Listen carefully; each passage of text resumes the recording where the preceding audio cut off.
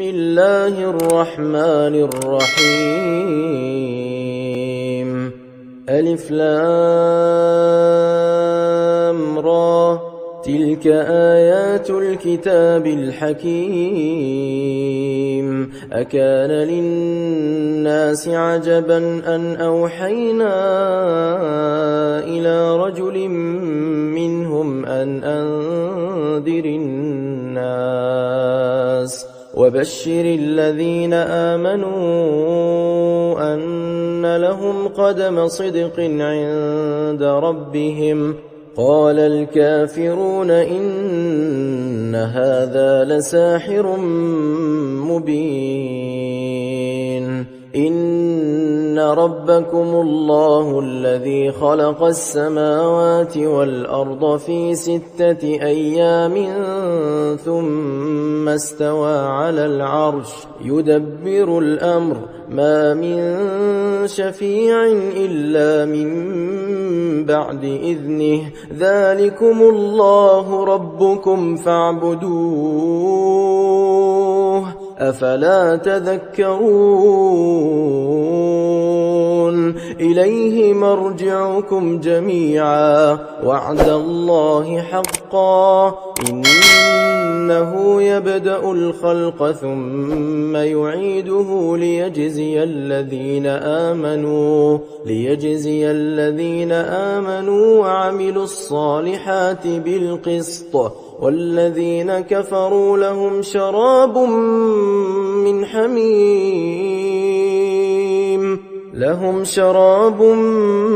من حميم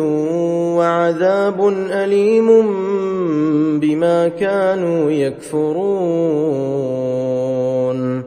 هو الذي جعل الشمس ضياء والقمر نورا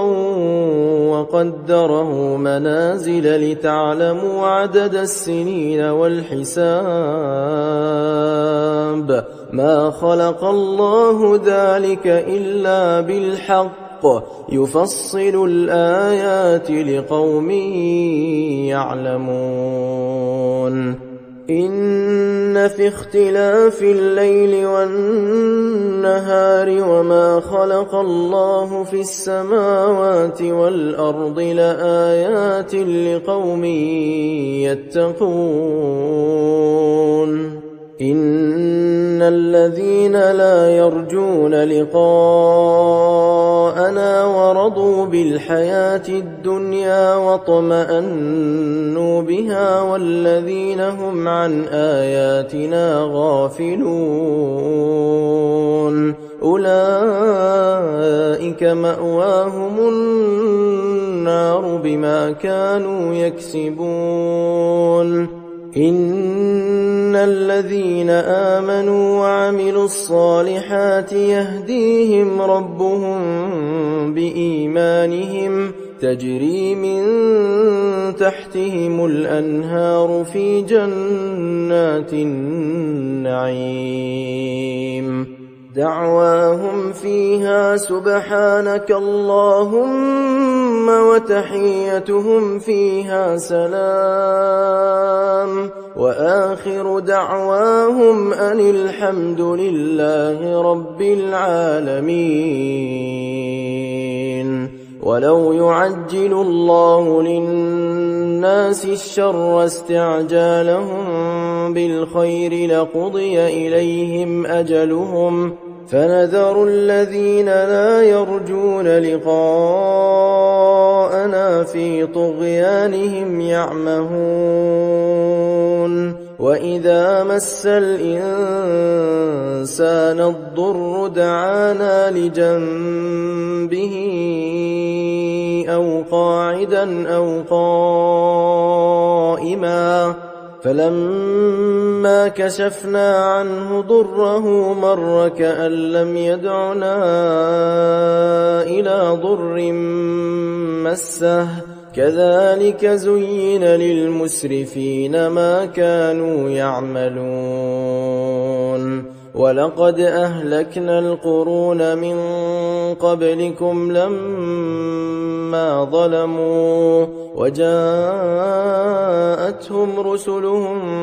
بالبينات وما كانوا ليؤمنوا كذلك نجزي القوم المجرمين ثم جعلناكم خلائف في الأرض من بعدهم لننظر كيف تعملون وإذا تتلى عليهم آياتنا بينات قال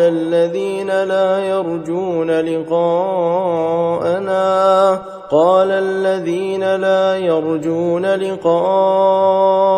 ائت بقرآن غير هذا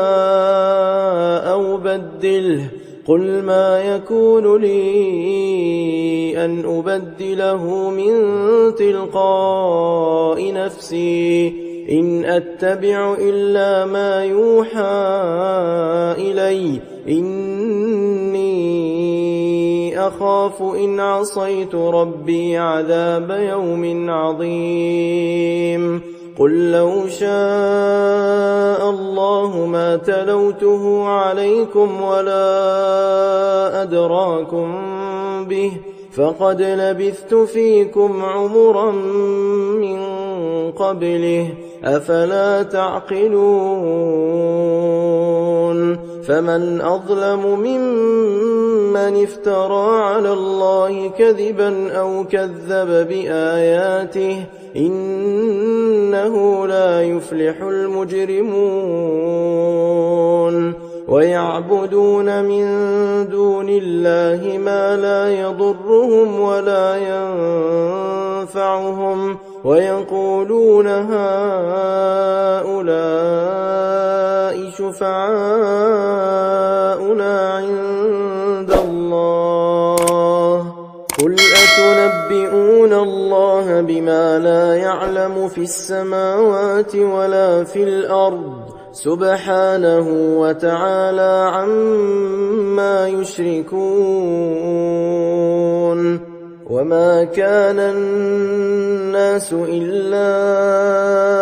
أمة واحدة فاختلفوا ولولا كلمة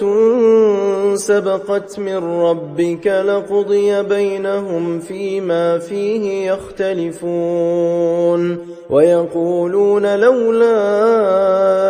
أنزل عليه آية من ربه فقل إنما الغيب لله فانتظروا إني معكم من المنتظرين وإذا أذقنا الناس رحمة من بعد ضراء مستهم إذا لهم مكر في آياتنا قل الله أسرع مكرا إن رسلنا يكتبون ما تمكرون هو الذي يسيركم في البر والبحر حتى إذا كنتم في الفلك وجرين بهم بريح طيبة وفرحوا بها جاءتها ريح عاصف وجاءهم الموج من كل مكان وظنوا أنهم أحيط بهم دعوا الله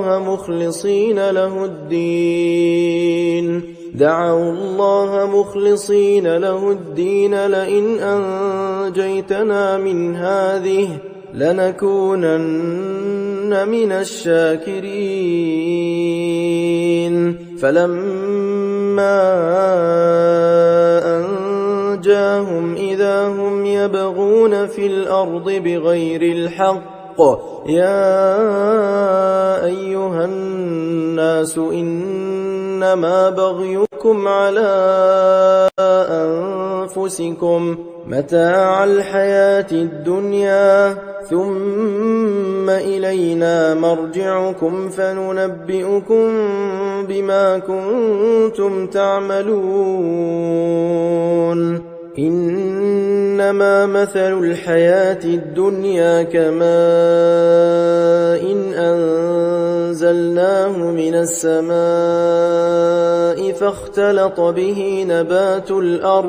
فاختلط به نبات الأرض مما يأكل الناس والأنعام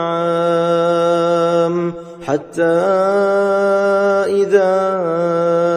أخذت الأرض زخرفها وزينت وظن أهلها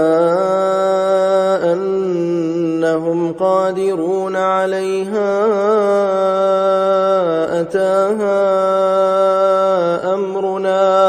أتاها أمرنا ليلا أو نهارا فجعلناها حصيدا كأن لم تغن بالأمس كذلك نفصل الآيات لقوم يتفكرون والله يدعو إلى دار السلام ويهدي من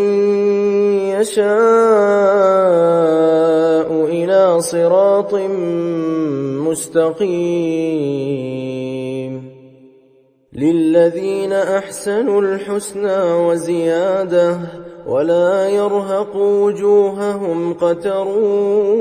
ولا ذلة أولئك أصحاب الجنة هم فيها خالدون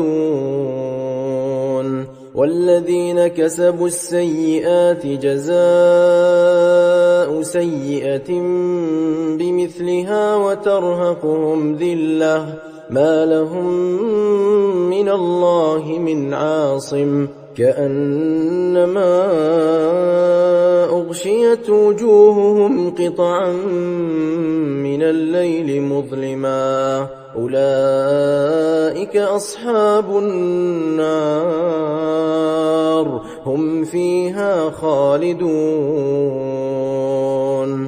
ويوم نحشرهم جميعا ثم نقول للذين أشركوا مكانكم أنتم وشركاؤكم فزيلنا بينهم وقال شركاؤهم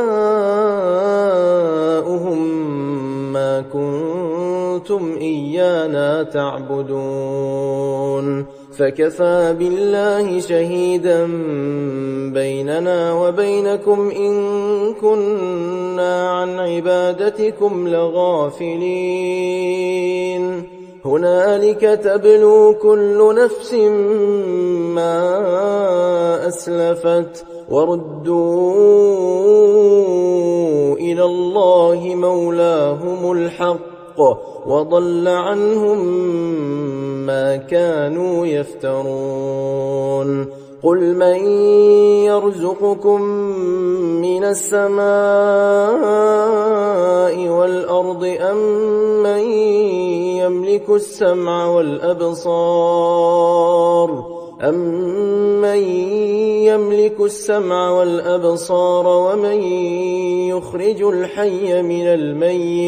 ومن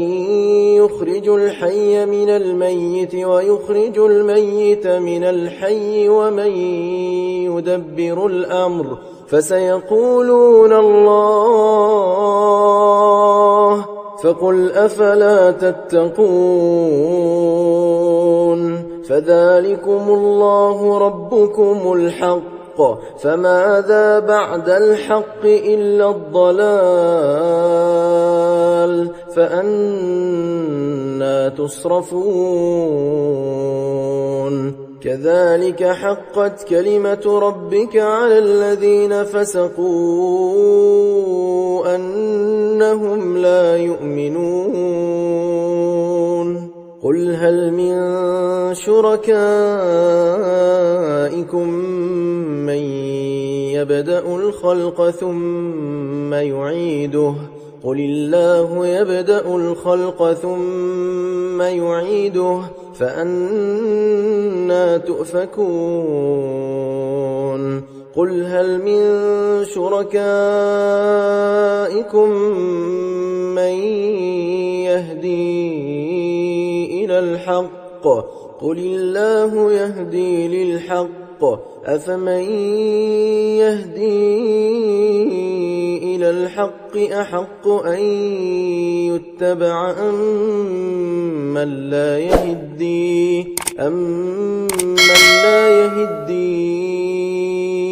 إلا أن يهدى فما لكم كيف تحكمون وما يتبع أكثرهم إلا ظنا إن الظن لا يغني من الحق شيئا إن الله عليم بما يفعلون وما كان هذا القرآن أن يفترى من دون الله ولكن تصديق الذي بين يديه وتفصيل الكتاب لا ريب فيه من رب العالمين أم يقولون افتراه قل فأتوا بسورة مثله وادعوا من استطعتم من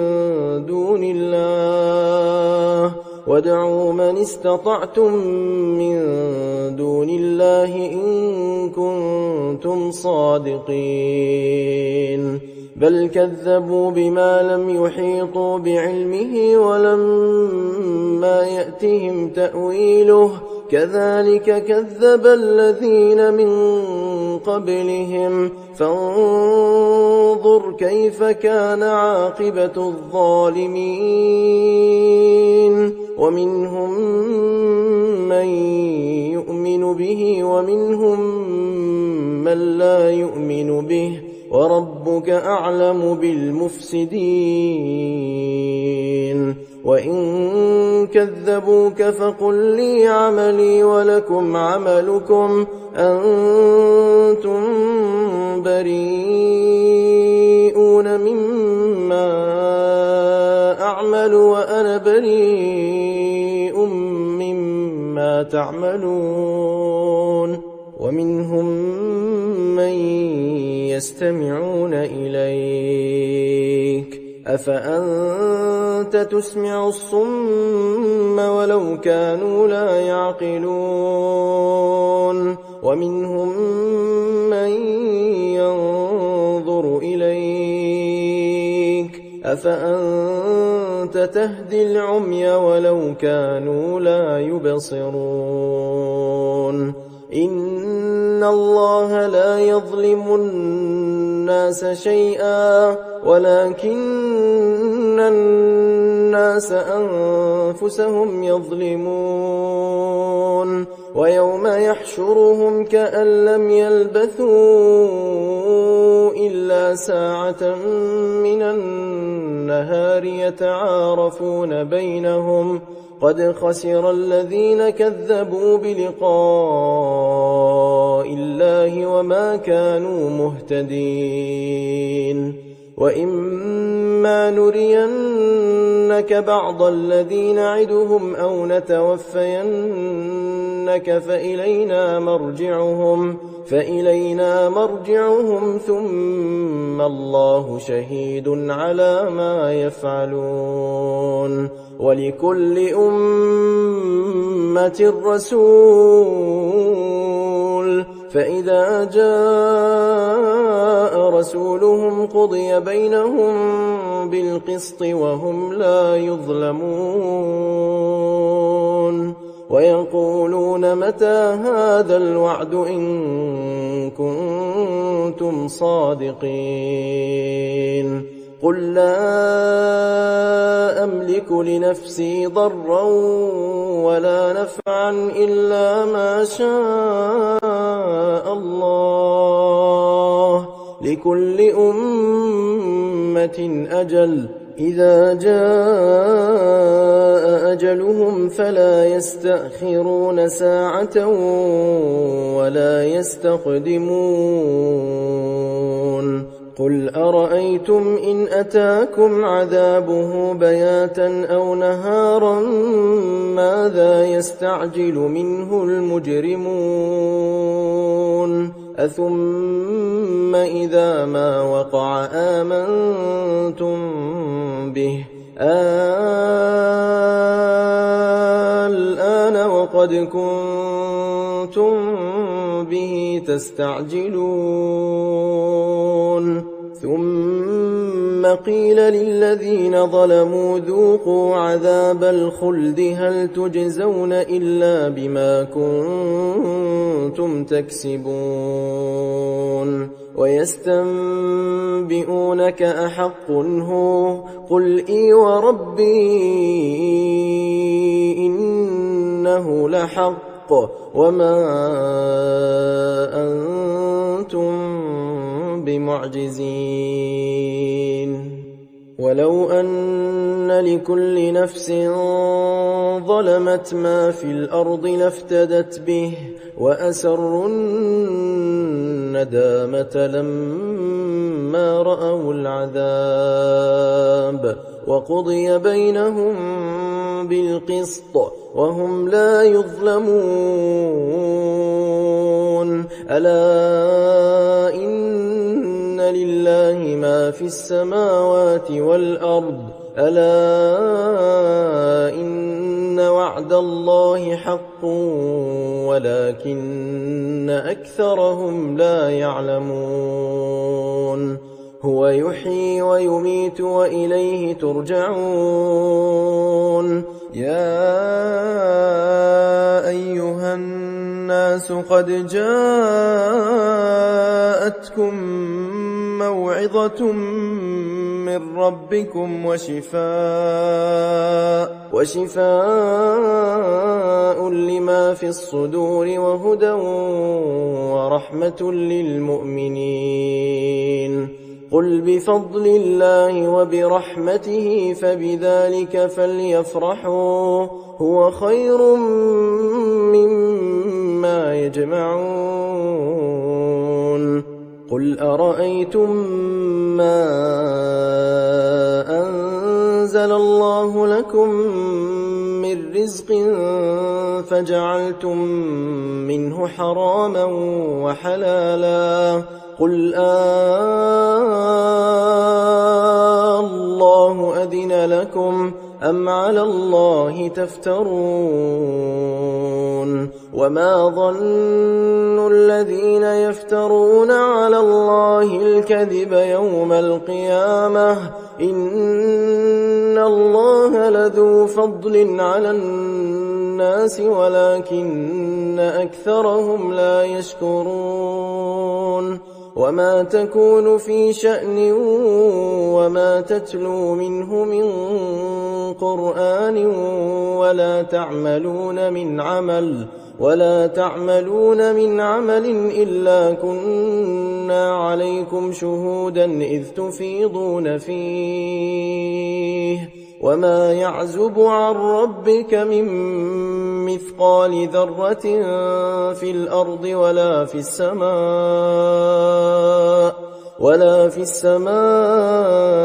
ولا أصغر من ذلك ولا أكبر إلا في كتاب مبين ألا إن أولياء الله لا خوف عليهم ولا هم يحزنون الذين آمنوا وكانوا يتقون لهم البشرى في الحياة الدنيا وفي الآخرة لا تبديل لكلمات الله ذلك ذلك هو الفوز العظيم. ولا يحزنك قولهم إن العزة لله جميعا هو السميع العليم. ألا إن لله من في السماوات ومن في الأرض وما يتبع الذين يدعون من دون الله شركاء إن يتبعون إلا الظن وإن هم إلا يخرصون. هو الذي جعل لكم الليل لتسكنوا فيه والنهار مبصرا إن في ذلك لآيات لقوم يسمعون. قالوا اتخذ الله ولدا سبحانه هو الغني له ما في السماوات وما في الأرض إن عندكم من سلطان بهذا أتقولون على الله ما لا تعلمون. قل إن الذين يفترون على الله الكذب لا يفلحون. متاع في الدنيا ثم إلينا مرجعهم ثم نذيقهم العذاب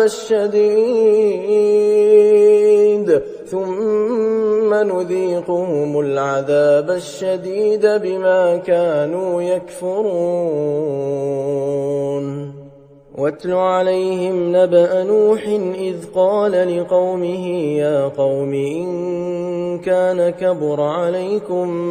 مقامي وتذكيري بآيات الله فعلى الله توكلت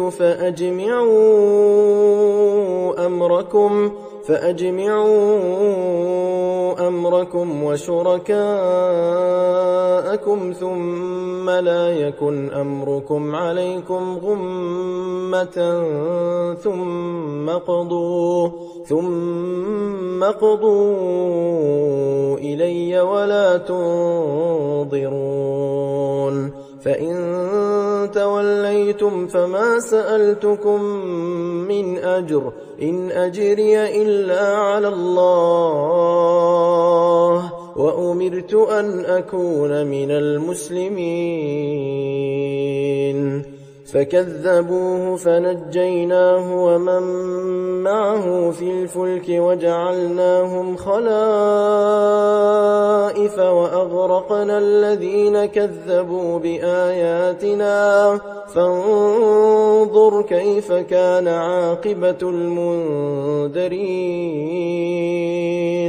ثم بعثنا من بعده رسلا إلى قومهم فجاءوهم بالبينات فما كانوا ليؤمنوا بما كذبوا به من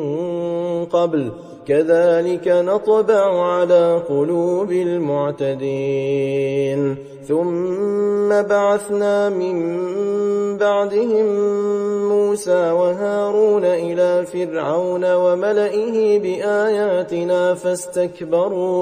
فاستكبروا وكانوا قوما مجرمين. فلما جاءهم الحق من عندنا قالوا إن هذا لسحر مبين. قال موسى أتقولون للحق لما جاءكم أسحر هذا ولا يفلح الساحرون. قالوا أجئتنا لتلفتنا عما وجدنا عليه آباءنا وتكون لكما الكبرياء في الأرض وما نحن لكما بمؤمنين.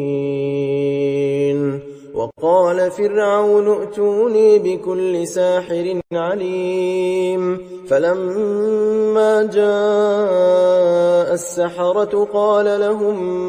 موسى ألقوا ما أنتم ملقون. فلما ألقوا قال موسى ما جئتم به السحر إن الله سيبطله إن الله لا يصلح عمل المفسدين ويحق الله الحق بكلماته ولو كره المجرمون. فما آمن لموسى إلا ذرية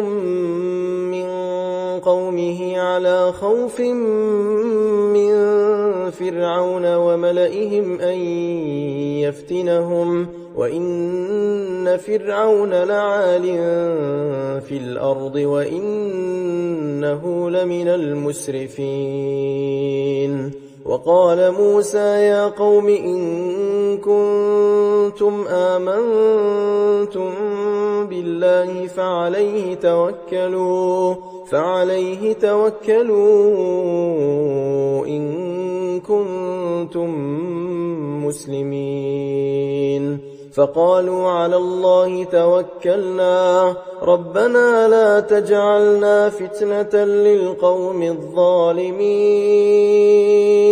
ونجنا برحمتك من القوم الكافرين. وأوحينا إلى موسى وأخيه أن تبوأ لقومكما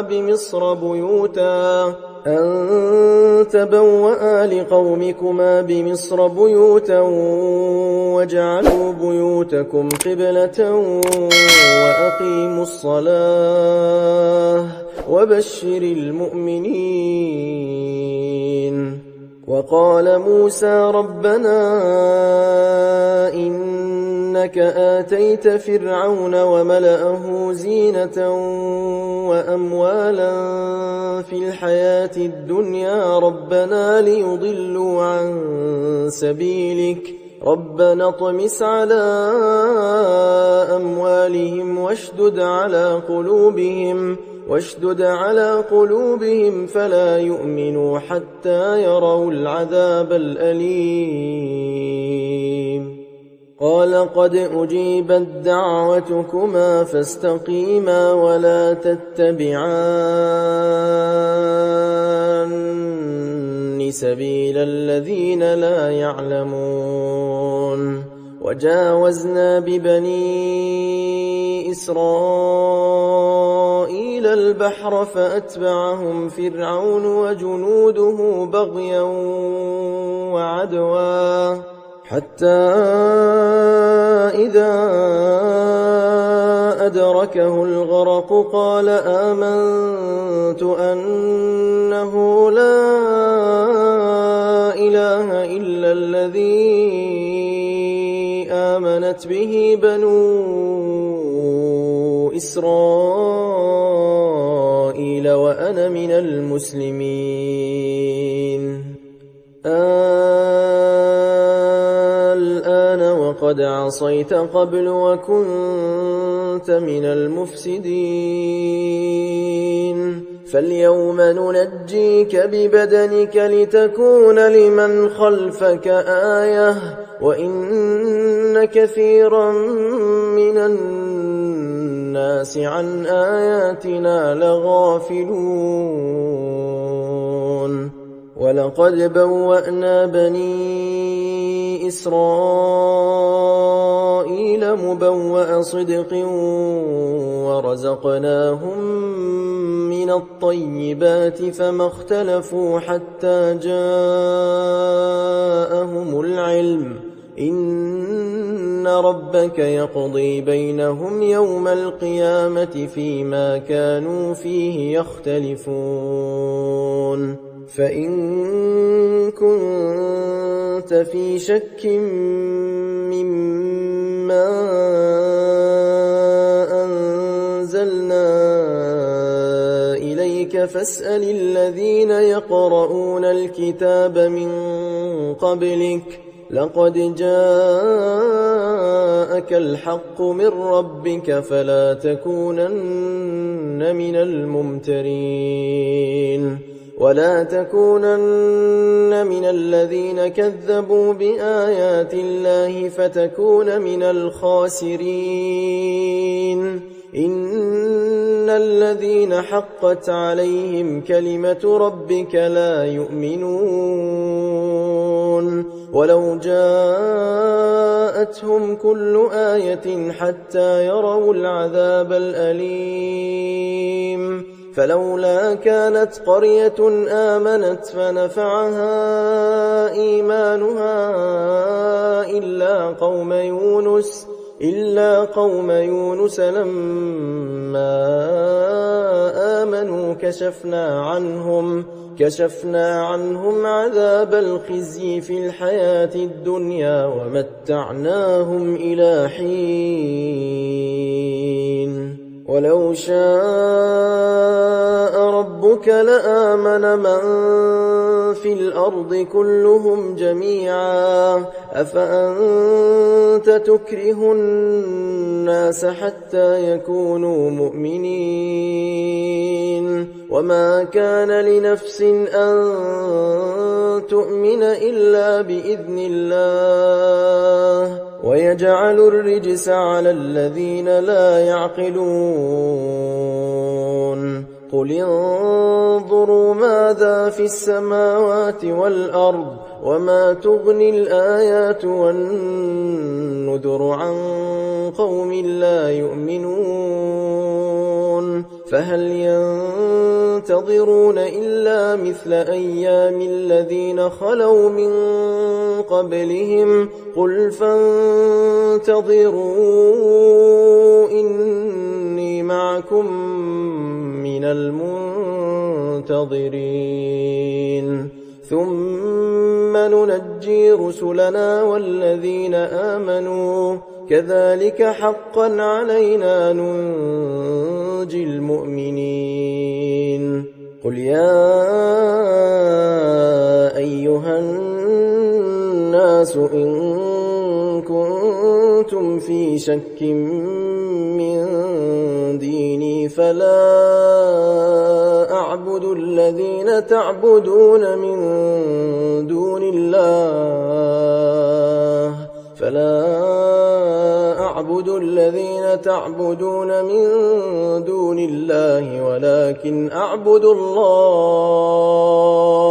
ولكن أعبد الله الذي يتوفاكم وأمرت أن أكون من المؤمنين وأن أقم وجهك للدين حنيفا ولا تكونن من المشركين ولا تدع من دون الله ما لا ينفعك ولا يضرك فإن فعلت فإنك إذا من الظالمين وإن يمسسك الله بضر فلا كاشف له إلا هو وإن يردك بخير فلا راد لفضله يصيب به من يشاء من عباده وهو الغفور الرحيم قل يا أيها الناس قد جاءكم الحق من ربكم فمن اهتدى فإنما يهتدي لنفسه ومن ضل فإنما إنما يضل عليها وما أنا عليكم بوكيل واتبع ما يوحى إليك واصبر حتى يحكم الله وهو خير الحاكمين.